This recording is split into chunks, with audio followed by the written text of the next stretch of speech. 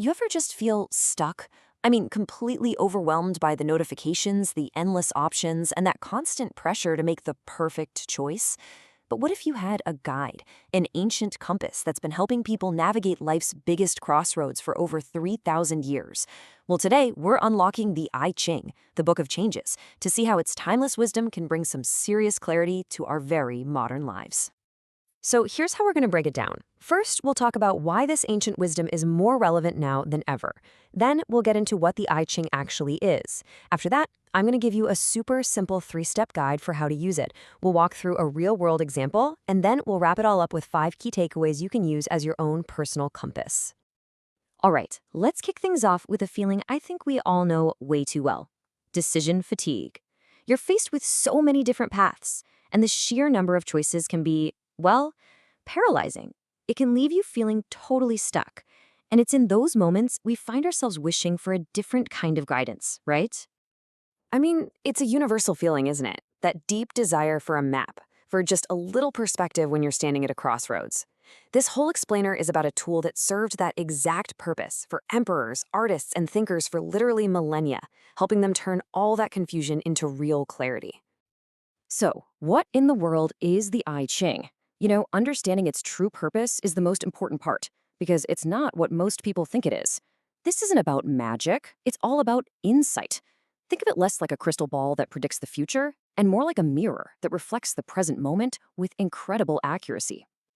At its absolute core, the I Ching is built on one fundamental truth: life is always changing. It doesn't give you some fixed, unchangeable future. Instead, it uses these 64 symbols, called hexagrams, to help you read the dynamic patterns and the energy of your current situation so you can act wisely. And listen, this is not some fleeting New Age trend. Its wisdom goes back over 3,000 years. The great philosopher Confucius studied it deeply. And much more recently in the 20th century, the famous psychologist Carl Jung introduced it to the West because he was absolutely fascinated by its insights into the human mind. So here's the crucial point. We really have to shift our thinking. Fortune-telling just gives you a simple answer from some outside source. The I Ching, it does the exact opposite. It reads the dynamic patterns of your situation and encourages you to look inward, to activate your own intuition and your own wisdom. And this quote from Carl Jung just nails it. He saw that the I Ching speaks in a language of symbols and metaphors. It kind of bypasses our logical, overthinking minds and connects directly with our subconscious, helping us see our situation from a totally new perspective. Okay, now for the fun part. How do you actually do this? It might seem a little mysterious, but really it all boils down to a simple 3-step process. All you're going to need is a quiet moment, a clear question, and 3 ordinary coins. That's it. So first things first, get really clear on what you're asking. Frame it as an open question, something like, what should I be aware of in this situation? Not just, should I do this? Second, you toss 3 coins 6 times to build your symbol, your hexagram. And finally, you look up the meaning of that hexagram and just let its wisdom guide your thinking. Now, how does the coin toss actually work? It looks kind of complex, but it's really just simple arithmetic. Seriously. Here's the deal. Tails are worth 2 points and heads are worth 3. You toss your 3 coins, add up their values, and that sum tells you what kind of line to draw. So a 7 is a solid line, and 8 is a broken one. And the really interesting ones, 6s and 9s, are special changing lines that show you how your situation is actively evolving. Okay, let's see how this all comes together to create some real insight. Theory is great, but let's look at a concrete example to see how this ancient practice can shed light on a very modern problem. We'll also cover a few important guidelines for the whole process. So, meet Maya. She's at a classic career crossroads, right? She can either take this safe, stable job offer, or she can risk it all on her entrepreneurial dream. Instead of just making a pro-con list, she decides to consult the I Ching, and she asks this really open, thoughtful question. So her coin toss gives her hexagram 3, which is called difficulty at the beginning. The text basically acknowledges that her path is going to be tough, but it's also full of potential. A specific changing line in her result advises her to seek help and not to go it alone.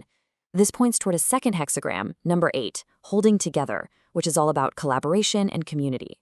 So see, the I Ching didn't say, pick the startup.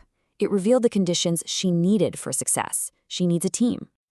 And this brings us to some key guidelines. Use this for things that really, truly matter to you. Approach it with sincerity. And remember, the I Ching offers insight, but the final decision, that's always yours. Let the message sit with you for a bit. Let it sink in. And most importantly, combine that intuitive insight you get with real-world practical action. So now that we've explored the what, the why, and the how, let's bring it all together. Here are the core principles you can take away from this to use as your very own compass for navigating change in your life. You know, the whole practice really comes down to these 5 ideas. First, embrace that change isn't just something that happens, it's the nature of reality. Use this tool to flow with it, not fight it. Second, remember the insight you get is only as good as the question you ask. Clarity starts with your own intention. Third, learn to balance your logic with your intuition. The I Ching symbols are designed to tap into that deeper wisdom. Fourth, use it to see the hidden patterns at play in your life. And finally, number 5, act with integrity. The goal isn't to find an easy answer, but to use the insight to make a wise, responsible choice. At the end of the day, the I Ching is really an invitation. It's an invitation to slow down, to listen more deeply to the world around you, and more importantly, to the wisdom that's already inside you. It gives you a structure for reflection, helping you find the signal in all the noise. The only question left is, what patterns are just waiting for you to discover them?